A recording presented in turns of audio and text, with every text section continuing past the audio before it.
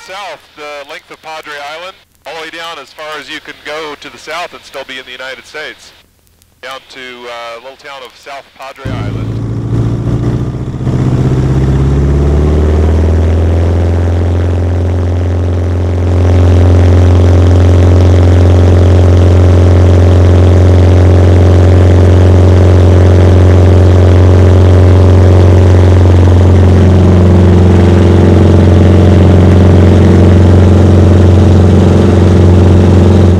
As we take off, we'll turn 270 degrees around to the left so we can look backward and see more of the island as we fly toward the southwest.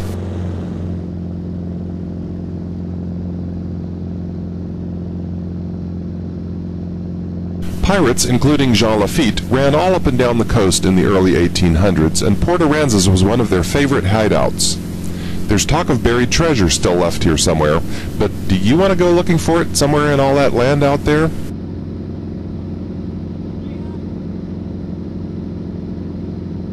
Port Aransas now has a multi-million-dollar tourist industry, with the total population sometimes swelling to 60,000 during the summer. It's also a favorite spring break destination for college kids.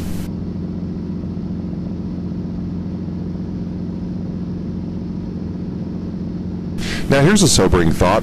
All of Padre Island is retreating very slowly toward the mainland because of long-term erosion. Wind, waves, sea level rise, and storms cause the front of the beach to erode and move sand behind the barrier island closer to the mainland. Ironically, the jetties we saw in Galveston, Port Aransas, and all along the coast prevent sediment from drifting back into the dredged shipping channels, but they also prevent the sediment from migrating southward down the coast to resupply those eroded beaches.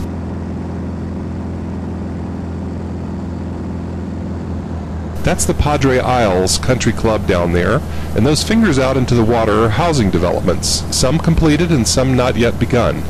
Those houses are not on stilts like most of the other developments we've seen so far. 4 different nations have owned Padre Island at different times. First, Spain owned Padre Island from the time of its entry into the New World until the Mexican Revolution of 1820. Next was Mexico, which owned Padre Island from 1821 until 1836, when the newly formed Republic of Texas staked its claim to the land between the Nueces River and the far southern tip by the Rio Grande.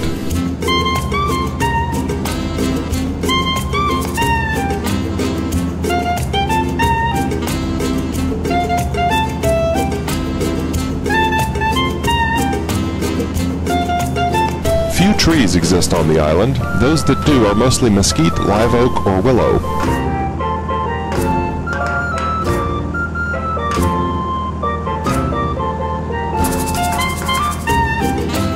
We're just about even with Baffin Bay now, and we've turned almost completely due south, following the island that is getting thinner and thinner. Now we're getting down to the part of Padre Island where there are no more residences and where it starts getting difficult to move about without a four-wheel drive vehicle. You can still see cars down on this beach, but they are starting to get fewer and fewer as we go farther south.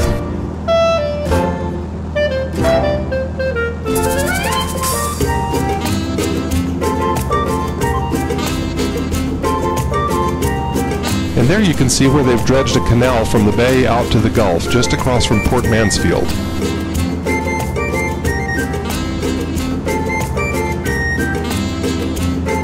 If you think about it, we've really been following a chain of barrier islands ever since we flew over the Chandler Islands way back there in New Orleans. Long, slender sandbars, often less than a mile or so in width, sitting a few miles out in front of the true coastline, protecting the mainland from the ravages of hurricanes and tropical storms. West of the dune ridge are the grasslands and marshes and mudflats that eventually merge into the Laguna Madre, which lies between Padre Island and the mainland.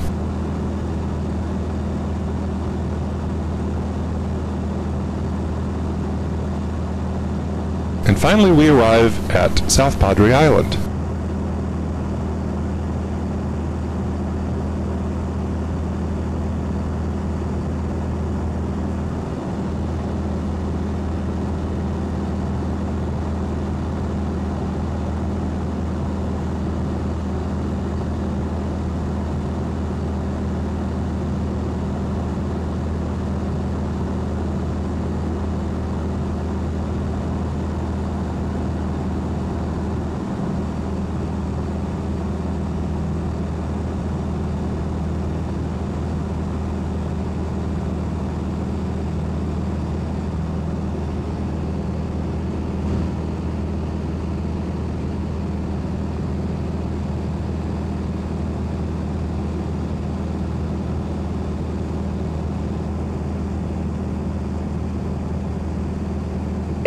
turn west here pretty quickly. Won't we end up in Mexican airspace? You're right, as we turn toward this bridge here, we'll be just about 7 miles to the north of the border with Mexico. The 2-mile-long Queen Isabella Memorial Bridge links Port Isabel with South Padre Island. Every year for over 25 years now, a 10K run has been conducted that includes this, the longest causeway in Texas, as part of the experience. In 2001, 4 loaded barges crashed into the causeway, killing 8 people, knocking out a 240-foot span of the bridge and cutting off the only connection to the mainland for people stranded on South Padre Island. Ferries had to be brought in to get people back and forth. Now the Department of Transportation is considering building a second causeway to serve as a backup.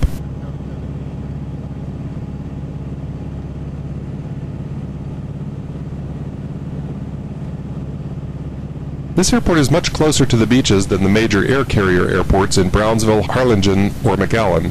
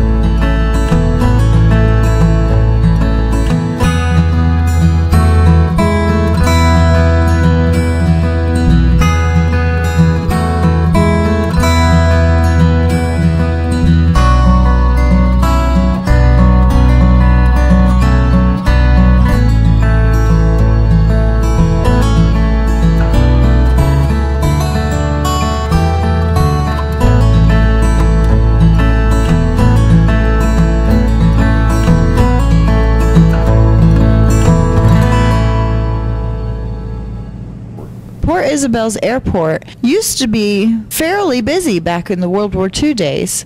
It was a training facility for the military.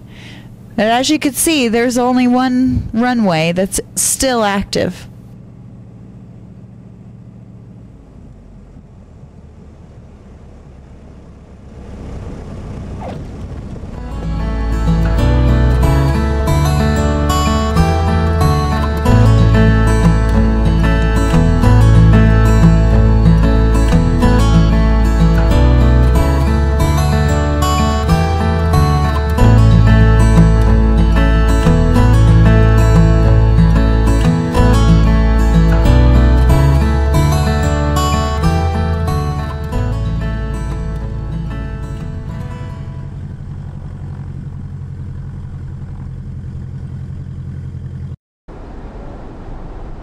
Once a sleepy fishing village, South Padre Island is consistently ranked as one of the top beaches in the U.S.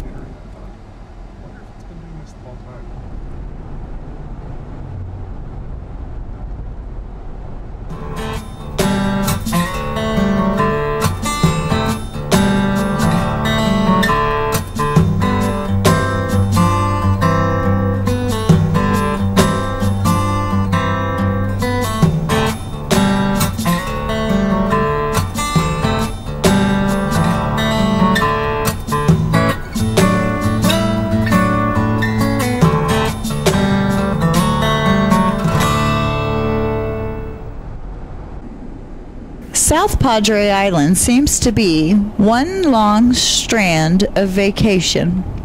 There are several hotels, as you can see, in all shapes and all sizes, as close or as far away as you want to be from the beach. You can find anything you want here, whether it just be a nice cozy stay in a small hotel or renting one of the condos right out front of the beach.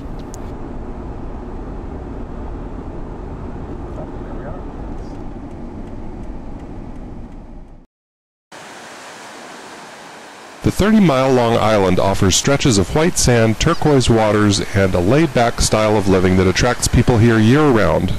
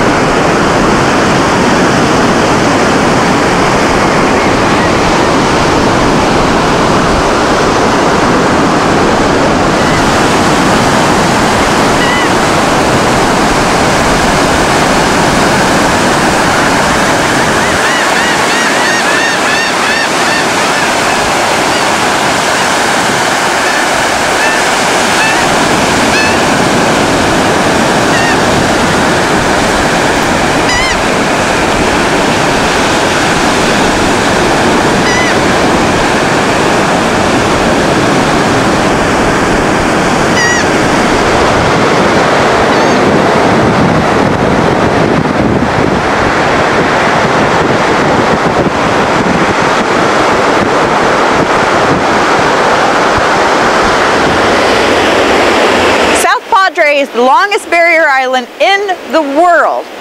People come here from all over the place to enjoy the fantastic weather that is only 30 miles north of the Mexico border.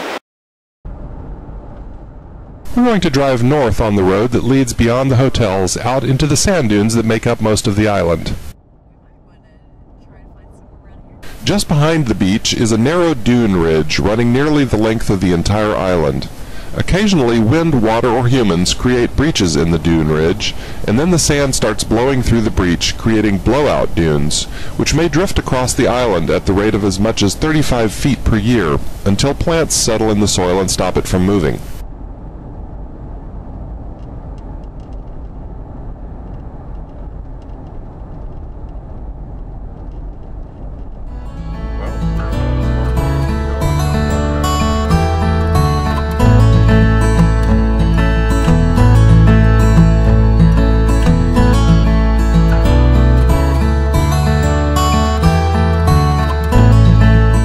Thanks for coming with us on a bird's eye view.